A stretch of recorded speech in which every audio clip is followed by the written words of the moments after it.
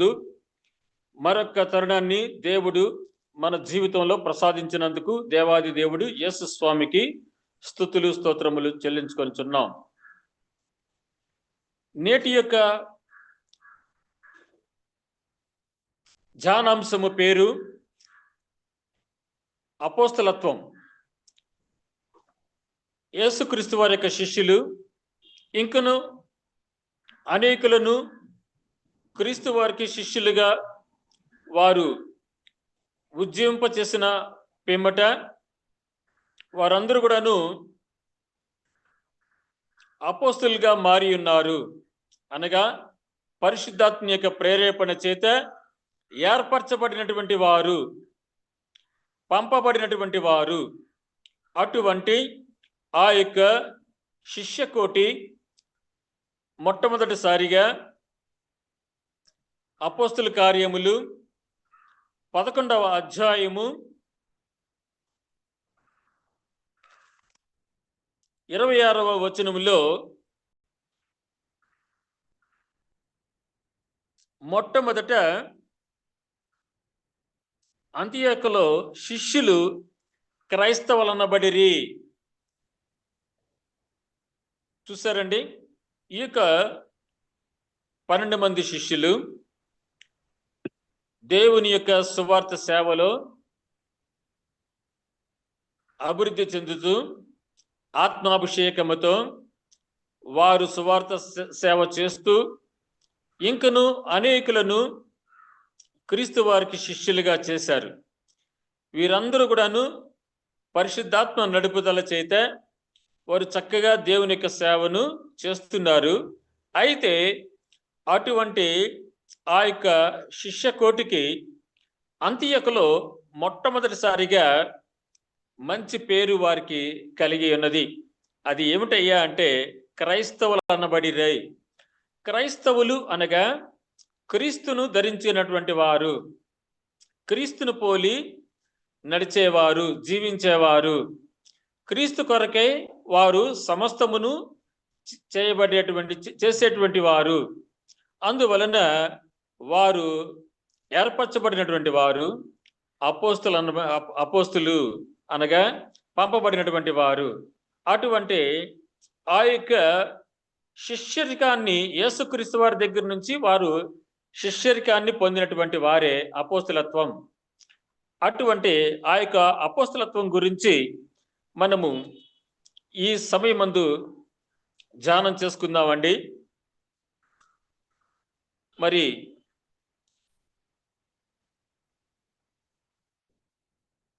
లూకా సువార్త 19వ అధ్యాయము 15 నుంచి వచనములను చదువుకుందామండి. లూకా సువార్త 19వ అధ్యాయము 15 నుంచి చదువుకుందాం. అమ్మ చదవండి.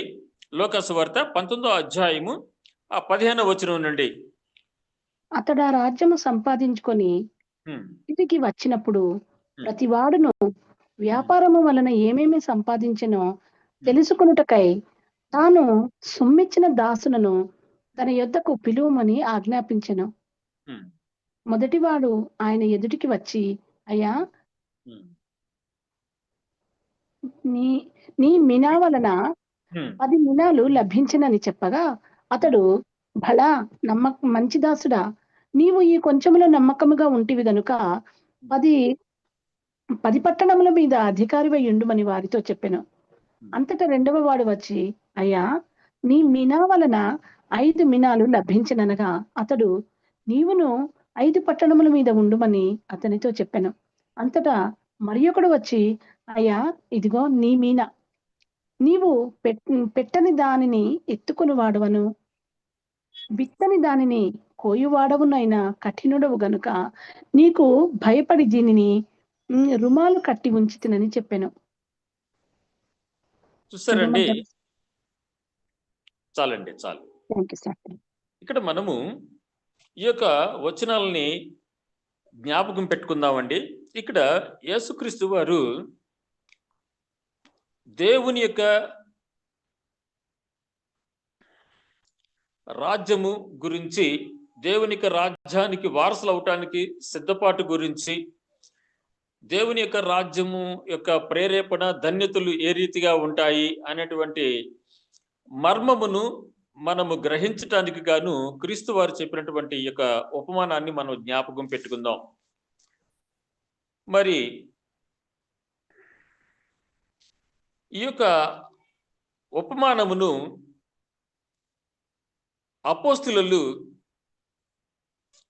దేవుని యొక్క ఆజ్ఞగా, వారి యొక్క సమర్పణకు తార్కాణంగా పేర్కొని వారు చేసినటువంటి గొప్ప ఘనకార్యమును అపోస్తుల కార్యములు 4వ అధ్యాయము 32 నుంచి చదువుకుందామండి. మనకు అప్పుడు మంచిగా బాగా అర్థమవుతుందండి. అపోస్తుల కార్యములు 4వ అధ్యాయము 32 నుంచి చదువుకుందాం. విశ్వసించిన వారందరూ ఏక హృదయమును ఏకాత్మయు గలవారై ఉండేది. ఎవడను తనకు కలిగిన వాటిలో ఏదియు తనదని అనుకోలేదు. వారికి కలిగినదంతయు వారికి సమిష్టిగా ఉండెను. ఇదియుగాక అపొస్తలులు బహుబలముగా ప్రభువైన యేసు పునరుత్థానమును గూర్చి సాక్ష్యమిచ్చిరి. దైవకృప అందరి యందు అధికముగా ఉండెను. భూములైనను ఇండ్లైనను కలిగిన వారందరూ వాటిని అమ్మిన వాటి వెల తెచ్చి అపొస్తలుల పాదముల యొద్ద పెట్టుచూ వచ్చిరి. చదవమంటారు సార్? చదవండి అమ్మా 35 వరకు. వారు ప్రతి వానికి వాని అక్కర కొలది పంచిపెట్టిది గనుక వారిలో ఎవనికి నీ కొదవలేకపోయాను. చాలండి. చూసారా, ఇక్కడ ఈ యొక్క అపోస్తులు చెప్పినటువంటి సువార్త, రక్షణ వార్త బహుబలముగా ప్రభువైన యేసు పునరుద్ధానం గురించి వారు సాక్ష్యం ఇచ్చినటువంటి ఆ రక్షణ శుభవార్తను గైకొనినటువంటి విశ్వాసులు అందరూ కూడాను ఏక హృదయమును ఏక ఆత్మీయ గలవారై ఉండి వారు చేసినటువంటి ఘనకార్యమును గురించి మననం చేసుకుందామండి. అచ్చట మనము క్రీస్తు వారు చెప్పినటువంటి ఉపమానంలో ఉన్నటువంటి ఔదార్యాన్ని చూసుకుందాం. అక్కడ మొదటివాడు, నీవు నాకు ఇచ్చినటువంటి ఒక మీనాను నేను అభివృద్ధి చేసి 10 మీనాలను నేను సంపాదించినానని చెప్పాడు. ఆ యొక్క మొదటి వాని ఉపమానాన్ని ఇక్కడ అపోస్తుల కార్యముల్లో 4వ అధ్యాయంలోనే 34వ వచనంలో చూడండి. వారు ఏం చేసినట్లుగా మనం చూస్తున్నామో చూడండి. 34 భూములనైనను ఇండ్లనైనను కలిగిన వారందరూ వాటిని అమ్మిన వాటి వెల తెచ్చి అపోస్తుల పాదముల యొద్ద పెట్టుచూ వచ్చిరి. చూసారండి, అంటే వారికి ఉన్నటువంటి ఇళ్ళు, వారికి ఉన్నటువంటి భూములు సమస్తము కూడాను అమ్మివేసి ఆ యొక్క ద్రవ్యాన్ని తీసుకొచ్చి అపోస్తుల యొక్క పాదముల మీద పెట్టారట. ఈ జరగబోయేటువంటి ఈ చక్కని శిష్యరికం గురించి, ఈ చక్కని సమర్పణ పరుల గురించి, ప్రార్థనా పరుల గురించి యేసుక్రీస్తు వారు ముందుగానే ఆ యొక్క ఉపమానంలో మనకు జరగబోయే సంగతిని ఉపమాన రూపంలో యేసుక్రీస్తు వారు మనకు తెలియపరిచారు. ఒక మీనాతో 10 మీనాలను సంపాదించినటువంటి వ్యక్తిని పోలినటువంటి వారే ఈ యొక్క అపోస్తుల కార్యములు 4వ అధ్యాయము 34వ వచనంలో వీరందరూ కూడాను వారికి ఉన్నటువంటి భూములను ఇండ్లను సమస్తమును అమ్మి వారి పాదాల దగ్గర పెట్టారు. చూసారండి, ఆ మొదటి వాడు ఒక మీనాతో 10 మీనాలను సంపాదించి మరి సమర్పణ దృక్పథముతో మరి ఆ యొక్క రాజకుమారుడైనటువంటి దేవునికి మరి పరోక్షంగా దేవునికి ఆత్మీయంగా ఎలాగైతే సమర్పించుకున్నాడో అదే విధంగా ఇక్కడ ఎక్కువ మంది ఎక్కువ ఆస్తులు కలిగినటువంటి వారు ఆ రీతిగా చేసినట్లుగా ఇక్కడ మనము చూస్తున్నాం. తదుపరి 1 మీనా వలన 5 మీనాలు సంపాదించినటువంటి రెండవ వాణిని గురించి మనం చూసినట్లయితే ఇక్కడ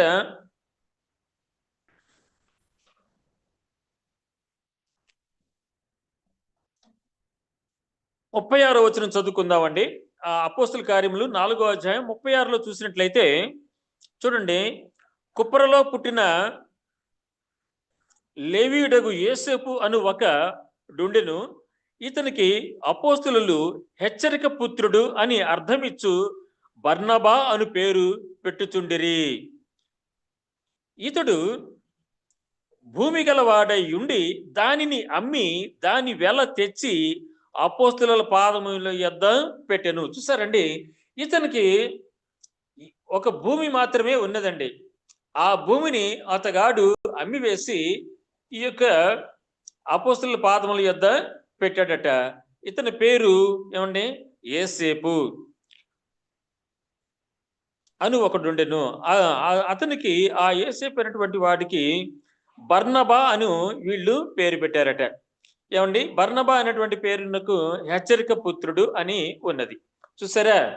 అయితే ఈ యొక్క వ్యక్తికి వారు యోసేపు అనేటువంటి పేరు ఉండగానే మరలా బర్నబా అనేటువంటి పేరు ఎందుకు పెట్టారు?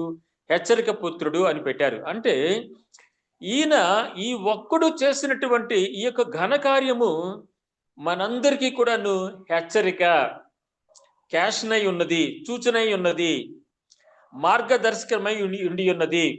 కావున మరి ఈ యొక్క బర్నబా అనేటువంటి ఇతను ఏమండి మంచి హెచ్చరికతో కూడినటువంటి వాడే అనేకులకు ఆయన ఆ సమయమందు ఇన్స్పిరేషన్ కలిగించినటువంటి వ్యక్తిగా ఈయనని మనము భావించవచ్చును. అయినప్పటికీ కూడాను మరి వారందరూ కూడాను ఎక్కువగా ఉన్నటువంటి వారు ఏమండి ఎండ్లను భూములను తీసుకొచ్చి సమర్పించారు. ఇతను తక్కువగా ఉన్నటువంటి వాడు. ఏమండి?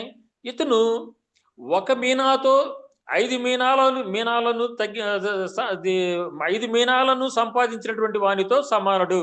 ఎందుకంటే ముందటి వ్యక్తి ఒక మీనాకి 10 మీనాలు సంపాదించాడు. కానీ ఇతను ఒక మీనాకి 5 మీనాలను సంపాదించాడు. కాబట్టి ఇతను ఈ యొక్క తక్కువ భూమి కలిగినటువంటి బర్నబా యోసేపుతో సమానుడు కదండి. కావున మరి ఎక్కువ ఉన్నటువంటి వారు సమర్పించుకున్నారు, తక్కువ ఉన్నటువంటి వారు కూడాను సమర్పించుకున్నారు.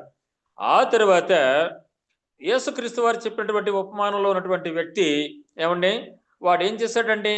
1 తలాంతు ఉన్నదట. ఏమండి? ఆ యొక్క 1 తలాంతుని తీసుకొని వాడేం చేశాడండి? దాచిపెట్టాడు, పూడ్చిపెట్టాడు. చూసారా? దానిని అతగాడు ఉపయోగించలేదు. అయితే దేవుడిచ్చినటువంటి తలాంతులను ఉపయోగించకుండా దాచిపెట్టేవాడు, పూడ్చిపెట్టేటువంటి వారి గురించి మనము చాలాసార్లు ఈ యొక్క లూకా సువార్త 19వ అధ్యాయము 15వ వచనంలో ఉన్నటువంటి ఆ యొక్క ఆ 3 ఉపమానాలని మనము చాలాసార్లు వేరు వేరు రూపాలలో మరి మన యొక్క పాస్టర్ గారులు బోధించినప్పుడు మనము విని ఉన్నాం. కావున నేను ఆ రీతిగా ఈ యొక్క ఉపమానాన్ని తీసుకోవటం లేదు. కానీ ఈ యొక్క 1 తలాంతుని దాచిపెట్టినటువంటి ఈ గుణ లక్షణము కలిగినటువంటి ఆ యొక్క ఉపమానంలో ఉన్నటువంటి వ్యక్తి యొక్క వికాసమును మరి సాంప్రదాయంగా తీసుకున్నటువంటి వారు మరి ఉన్నారు. వారు పేరు చెబితే మీకు తెలుసు. వారు ఎవరండి? అపోస్తల కార్యములు 5వ అధ్యాయములో ఉన్నటువంటి ఏమండి అభాగ్య దంపతులు 2 ఉన్నారు. దేవుడిచ్చినటువంటి భాగ్యమును నేలరాచి ఏమండి వారు మరణాన్ని కొని తెచ్చుకున్నటువంటి అభాగ్య దంపతులు 2 ఉన్నారు. వారు అననీయ, సపీరా. చూసారా?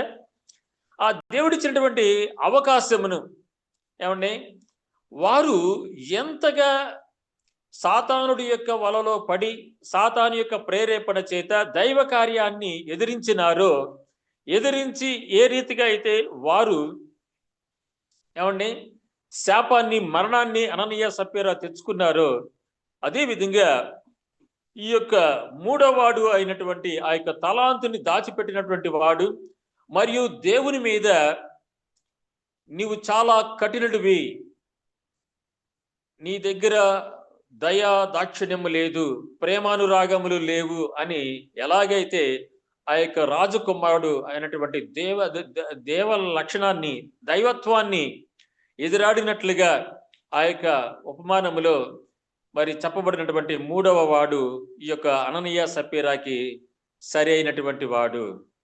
కావున ఈ రకంగా ఈ యొక్క అపోస్తలత్వంలో మరి భూములను ఇండ్లను అమ్మి సమర్పించుకున్నటువంటి వారు, ఏకైక భూమి కలిగినటువంటి వాడు కూడాను మరి అమ్మి వేసి ఆ యొక్క అపోస్తల పాదముల యొద్ద పెట్టి మరి అతని యొక్క భక్తి ప్రపత్తులను ఏ రీతిగా అయితే ఆయన కనబరుచుకున్నాడో, వినయ విధేయతలు మరి పరిశుద్ధాత్మ దేవుడికి అతను అపోస్తల ద్వారాగా సమర్పించుకున్నాడో, దానిని మనము అర్థం చేసుకోవాలి.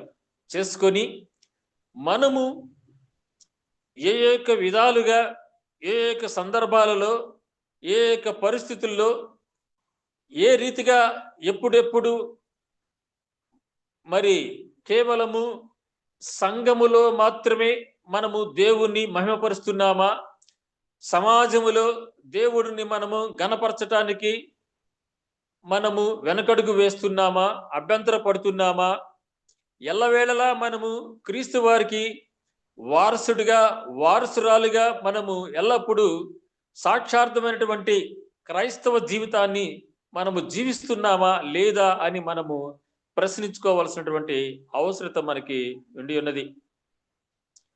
మరి ఈ యొక్క ప్రార్థన సమయంలో ఒక పాప ఒక చక్కని పాటలు పాడటం మనము విని ఉన్నాం. మరి అందుకు గాను దేవుడు ఆ యొక్క పాటలు పాడేటువంటి వారిని, ప్రార్థనలు చేసే వారిని, సాక్ష్యాలు చెప్పేటువంటి వారిని దేవుడు మరింతగా దీవిస్తారు. మరి ఈ యొక్క అపోస్తల కార్యంలోనే 4వ అధ్యాయంలో మరి 35వ వచనాన్ని కనుక మనం చూసినట్లయితే, వారు ప్రతి వానికి వాని అక్కర కొలది పంచిపెట్టిరి గనుక వారిలో ఎవనికి కొదవలేకపోయిను. ధన్యోస్మి. హల్లెలూయా. దేవునికి స్తుతి స్తోత్రములు. వారు 10 ఎకరములు కలిగినటువంటి వారు, 5 ఎకరములు కలిగినటువంటి వారు, 1 ఎకరం కలిగినటువంటి వారు అనేటువంటి భేదము లేకుండా వారందరూ కూడాను యేసు క్రీస్తు వారి యొక్క రెండవ రాకడ కోసము నిరీక్షణ కలిగినటువంటి వారే. అనుదినము వారు ప్రార్థనలతో గడుపుచు యేసయ్య రెండవ రాకడ కోసం ఎదురు చూసినటువంటి ఆ యొక్క విశ్వాసులు ఏమండి, వారికి ఉన్నటువంటి ఎక్కువ తక్కువ ఆస్తిని ద్రవ్య రూపంలోకి మార్చి ఆ యొక్క అపోస్తల పాదముల యొద్ద పెట్టి వారందరూ కూడాను నీవు ఇంతే ఇచ్చావు, నేను అంతది ఇచ్చాను, నేను ఎంతో ఇచ్చాను అనేటువంటి భేదాలు లేకుండా ఏక మనస్కులై ఏక హృదయంతో వారు సమముగా వాటిని ఏమండి వారు అనుదినము ఆ యొక్క రొట్టె విరుచట యందు ఎడతెగక ప్రార్థన చేటి యందు వారు కలిసికట్టుగా ఏక మనస్కులై యేసయ్య రెండవ రాకడ కోసం ఎదురు చూసినటువంటి ఆ యొక్క అపోస్తులను మనము మార్గదర్శకంగా తీసుకోవాల్సినటువంటి అవసరత ఉండి ఉన్నది. మరి దేవుని యొక్క ఆత్మచేత మరి ప్రేరేపించబడినటువంటి మనము ఉదయం నుండి మధ్యాహ్నం వరకు దేవుని యొక్క ఆలయములో మనము ఆరాధన చేసి అనంతరము మరల ఈ యొక్క మధ్యాహ్న కాలము మరి 3 గంటలు మొదలుకొని మనము దేవుని యొక్క వాక్యమును మరలా ధ్యానించుటలో పాలివారమై సద్భక్తితో దేవుని ఎడల వినయ విధేయతలతో ఎంతో సహనముతోను మనము సమయమును సద్వినియోగం చేసుకునేటువంటి వారమై ఈ యొక్క వాక్య ధ్యానంలో మనము ఉంటున్నాం. కావున ఈ సమయమందు మనము కొరింథీయులకు రాసినటువంటి మొట్టమొదటి పత్రిక అండి 12వ అధ్యాయము 28 నుంచి 31 వచనాలని మనము చదువుకుందామండి. కొరింథీయులకు రాసినటువంటి మొట్టమొదటి పత్రిక 12వ అధ్యాయము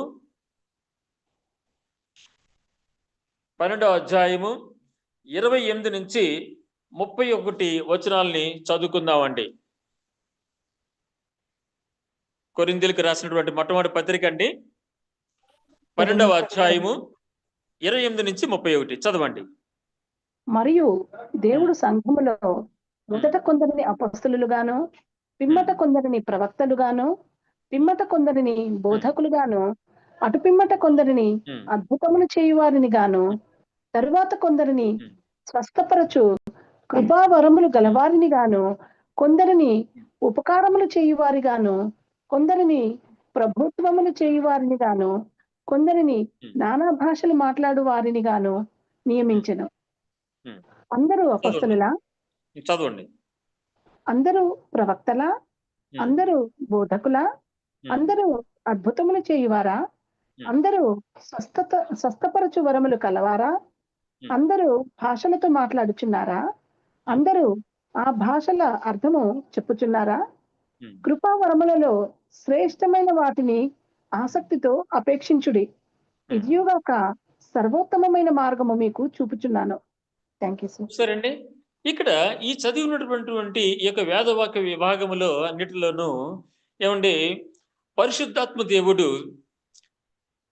ఒక్కొక్కరికి ఒక్కొక్క విధముగా ఆయన యొక్క కృపావరములను పరిశుద్ధాత్మ దేవుడు ఇస్తారట. ఏమండి, కొందరికి వాక్యం చెప్పే జ్ఞానము, మరి కొందరికి పాటలు పాడే జ్ఞానము వరము, మరి అదేవిధంగా కొందరికి స్వస్థత వరము, కొందరికి ప్రవచన వరము.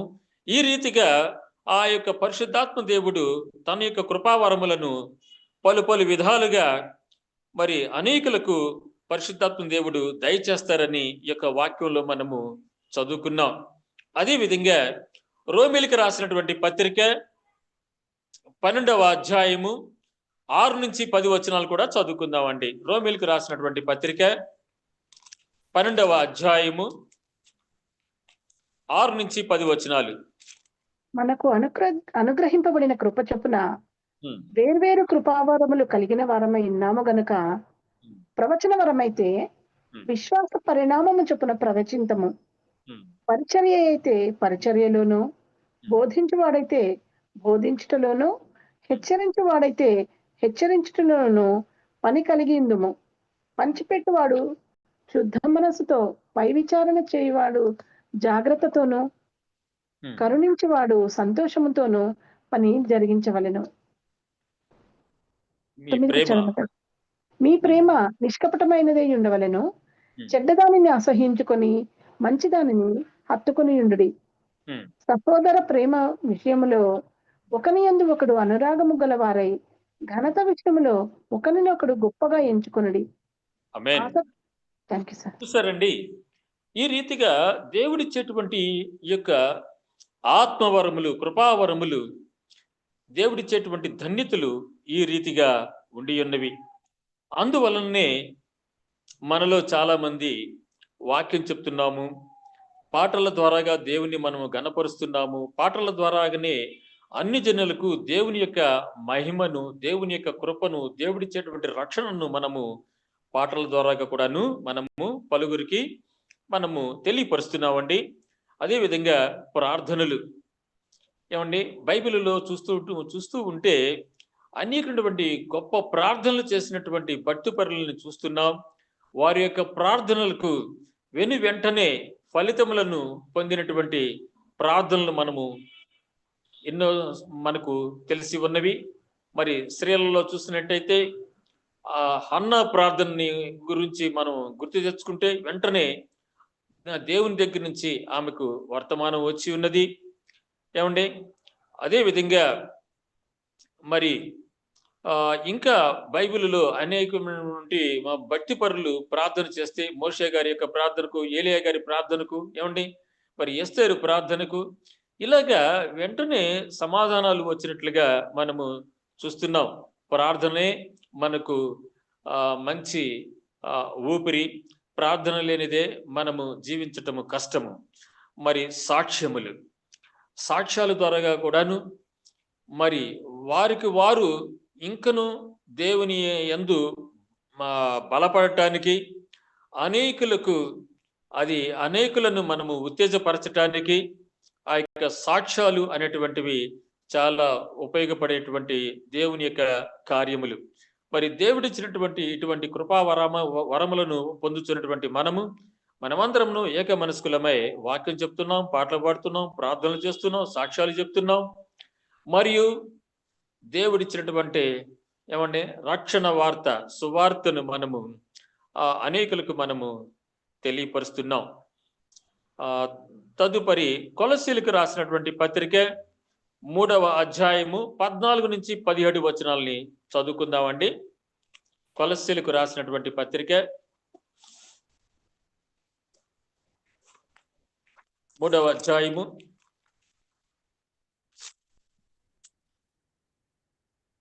కొలస్సీలకు రాసినటువంటి పత్రిక 3వ అధ్యాయము 14 నుంచి 17 వచనాలని చదువుకుందామండి. వీటన్నిటిపైన పరిపూర్ణతకు అనుబంధమైన ప్రేమను ధరించుకొనుడి. క్రీస్తు అనుగ్రహించు సమాధానము మీ హృదయములలో ఏలుచుండనీయుడి. ఇందుకొరకే మీరు ఒక్క శరీరముగా పిలువబడితిరి. మరియు కృతజ్ఞులయ్యుండి సంగీతములతోనూ కీర్తనలతోనూ ఆత్మ సంబంధమైన పద్యములతోనూ ఒకనికి ఒకడు బోధించుచు బుద్ధి చెప్పుచు కృపా సహితముగా మీ హృదయములలో దేవుని గూర్చి గానము చేయుచు సమస్త విధములైన జ్ఞానముతో క్రీస్తు వాక్యము మీలో సమృద్ధిగా నివసింపనీయుడి. మరియు చూసారండి, ఈ రీతిగా మనము ఒకరి కోసము ఒకరము పాటలతో, కీర్తనలతో, సంగీత వాద్యములతో, పద్యములతో ఏమండి మనము దేవుని యొక్క వాక్యమును, దేవుని యొక్క మహిమను ఒకరికొకరము మనము చెప్పుకొనొచ్చు. ఒకవేళ వాక్యమునకు అనుగుణముగా మన యొక్క సహోదరి మనసులో కానీ, సహోదరుడి యొక్క మనసులో కానీ వాక్యానికి విరుద్ధమైనటువంటి భావం కలిగినటువంటి వారు ఉన్నప్పుడు వారికి మనము బోధించాలి, వారికి జ్ఞానోదయాన్ని కలిగించాలని ఇక్కడ మనము చూస్తున్నాం. అందువల్లనే మనము అనునిత్యము కూడాను ఈ యొక్క ప్రార్థనా కార్యక్రమాల ద్వారాగా మనము దేవుని యొక్క వాక్యమును ధ్యానిస్తూ మరి ఇతరులను ధ్యానించే విధంగా చేస్తూ, అదే విధంగా అనేకులకు దేవుని యొక్క మహిమను మనము తెలియపరచడానికి ఈ యొక్క ప్రార్థనా కార్యక్రమాల ద్వారాగా మనము చేస్తున్నటువంటి ఈ యొక్క సువార్త సేవా విభాగములో దేవుడు మనకు తోడుగా ఉంటారు. అదేవిధంగా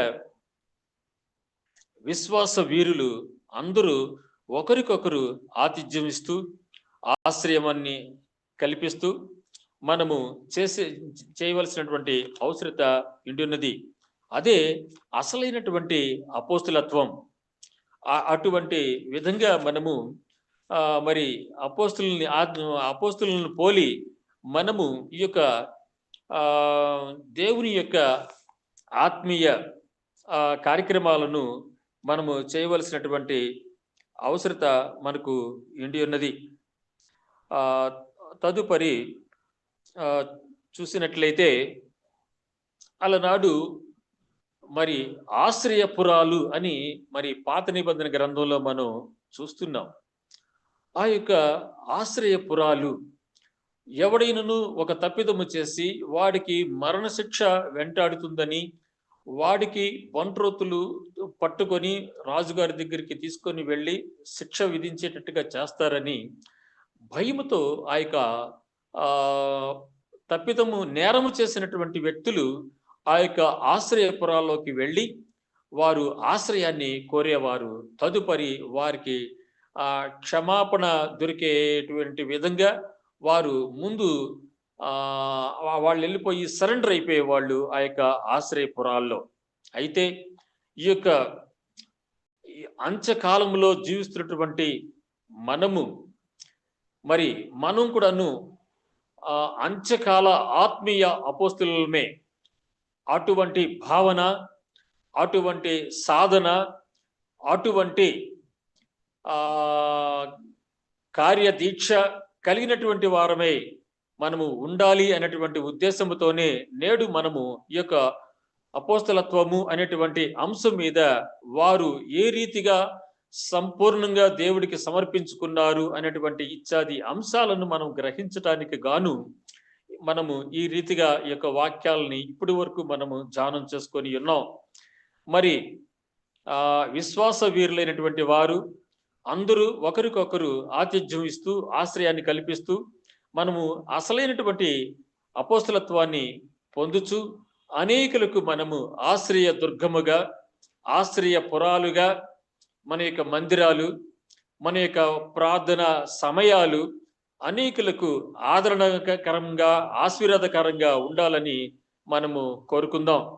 ఎలా అనగా మరి త్వరలో రాబోయేటువంటి ఆ యొక్క ఆదివార చట్టం, ఏమండి, నిర్బంధ ఆదివార చట్టము, ఆ చట్టము వచ్చినప్పుడు మనము ఏ రీతిగా ఆ యొక్క అధోగతిని, ఆ యొక్క అవస్థలను, ఆ బాధలను మనము ఏ రీతిగా ఎదుర్కొనాలి, ప్రత్యామ్నాయంగా మనము ఆ యొక్క ఆ మృగము ముద్ర, సాతాను ముద్ర అయినటువంటి 666 అనేటువంటి ఆదివార చట్టానికి లోను కాకుండా మనము దేదీప్యమానముగా మరి స్వతంత్రులమై స్వేచ్ఛాపూరితంగా ఆత్మతోనూ సత్యముతోనూ దేవుణ్ణి ఏ రీతిగా ఆరాధన చేయాలి, మరి దేవుడిచ్చినటువంటి 10 ఆజ్ఞలను ఆచరించేటువంటి వారిగా మనము అభివృద్ధి చెందటము. అదేవిధంగా అనేకులు కష్టము అని వారు చెప్పకుండా 10 ఆజ్ఞలు యేసుక్రీస్తు వారు చెప్పినట్లుగా అవి వారు ఆచరించి బోధించి మనకు మార్గదర్శకంగా ఇచ్చినటువంటి ఆ యొక్క 10 ఆజ్ఞలను ఆచరించేటువంటి వారిగా మనము చేయుటకు గాను మరి ఆశ్రయపురాలుగా, అపోస్తులుగా మనము దేవుని చేత ఈ యొక్క అంత్యకాలమందు మరి దేవుని చేత ఏర్పాటు చేయబడినటువంటి క్రైస్తవ బిడ్డలుగా, ఏమండి, అలనాడు శిష్యులు అంత్యొకలో మరి ఆ యొక్క అపోస్తులు క్రైస్తవులుగా పిలువబడ్డారు. మరి ఈ యొక్క అంత్య దినాలలో జీవిస్తున్నటువంటి మనం కూడాను, ఏమండి, ఈ యొక్క అంత్యకాలంలో అపోస్తులుగాను, ఏమండి, నిజ క్రైస్తవులుగాను మనం కూడాను వెలుగొందే విధంగా మరి మనము చేయవలసినటువంటి స్ఫూర్తిదాయకమైనటువంటి వాక్యములను ఈ సమయం మందు చదువుకుందామండి.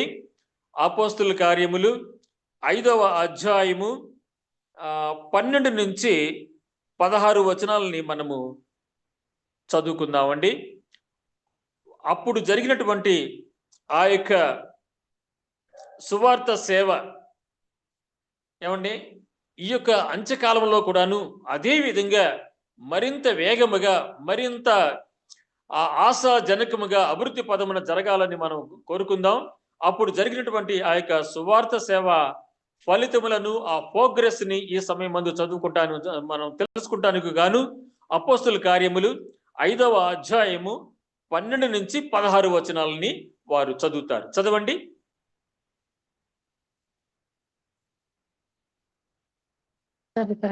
మళ్ళీ ఒక్కసారి చెప్పండి. అపోస్తుల కార్యములండి 5వ అధ్యాయము 12 నుంచి 16 వచనాలండి. అపోస్తుల కార్యములు 5వ అధ్యాయం 12 నుంచి. ప్రజల మధ్య అనేకమైన సూచక క్రియలను మహత్కార్యములను అపొస్తలుల చేత చేయబడుచుండెను. మరియు వారందరూ ఏకమనస్కులై సొలొమోను మంటపములో ఉండిరి. కడమ వారిలో ఎవడును వారితో కలిసి కొనుటకు తెగింపలేదు గాని ప్రజలు వారిని ఘనపరచుచుండిరి. పురుషులను స్త్రీలను అనేకులు మరి ఎక్కువగా విశ్వాసులై ప్రభువు పక్షమున చేర్చబడిరి. అందుచేత పేతురు వచ్చుచుండగా జనులు రోగులను వీధులలోనికి తెచ్చి వారిలో ఎవని మీదనైనను అతని నీడయైనను పడవలనని మంచముల మీదను పరుపుల మీదను వారిని ఉంచిరి. మరియు యెరూషలేము చుట్టూ నుండు పట్టణముల జనులు రోగులను అపవిత్రాత్మల చేత పీడింపబడిన వారిని మోసుకుని కూడి వచ్చిరి. వారందరూ స్వస్థత పొందిరి. Thank you sir. చూసారండి, ఈ యొక్క విశ్రాంతి దినమందు దేవుని యొక్క దీవెనలు ఈ రీతిగా మరి ఈ యొక్క పరిశుద్ధ సంఘ సభ్యులైనటువంటి మన యొక్క సంఘాలలోను, మన యొక్క కుటుంబాల్లోను, మన యొక్క పరిశుద్ధ సంఘం యొక్క విశ్వాసుల యొక్క మరి సువార్త పరిచర్యలోను ఈ రీతిగా మన యొక్క సేవ, మన యొక్క భక్తి, మన యొక్క విశ్వాసము ఏమండి అంచెలంచెలుగా ఆశీర్వదించబడుచు మరి యొక్క అంత్యకాలంలో ఉన్నటువంటి మనము ఆ యొక్క అపోస్తులను పోలి నిజ క్రైస్తవులుగా అనేకులకు మనము మార్గదర్శకంగా ఆశ్రయపురాలుగా మనము వెలుగొందులాగిన ఈ యొక్క విశ్రాంతి దినం యొక్క ప్రత్యేకమైనటువంటి శుభాశిస్సులు ఆ పరిశుద్ధాత్మ దేవుడు మనందరికీ దయచేసి దీవించును గాక. ఆమేన్. Thank you sir. చక్కని వర్తమానము అపోస్తలత్వముల గురించి చక్కగా